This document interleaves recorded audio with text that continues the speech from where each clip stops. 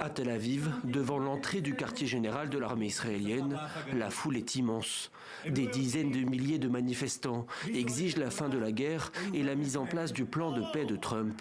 Cet accord, approuvé par le Hamas, qui doit permettre le retour des 47 otages, dont une vingtaine seraient encore en vie. C'est le même accord qui aurait pu être conclu il y a des mois, mais Netanyahou trouve toujours un moyen de le saboter. Nous sommes venus dire que ça suffit, il faut libérer les otages et signer le cessez-le-feu aujourd'hui. Mais pour mettre fin à la guerre, encore faut-il faire taire les armes. Alors que Donald Trump exige l'arrêt des combats, sur le terrain, les bombardements continuent. Dans la seule journée d'hier, au moins 57 personnes ont été tuées, selon la défense civile palestinienne. De nombreux Palestiniens, épuisés et traumatisés, peinent à croire à la promesse d'une fin des hostilités.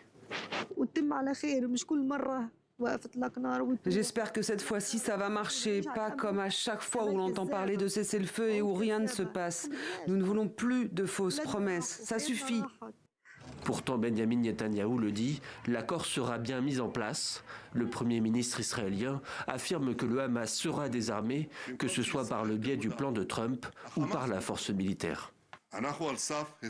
Nous sommes sur le point d'accomplir une réussite très importante. Ce n'est pas encore finalisé.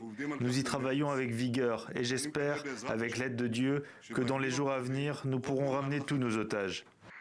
Des négociateurs israéliens et du Hamas sont attendus dimanche au Caire. L'émissaire américain Steve Witkoff et le gendre de Donald Trump, Jared Kushner, devraient être présents.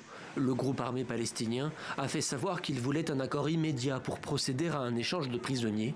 Donald Trump a prévenu qu'il ne tolérerait aucun retard dans l'application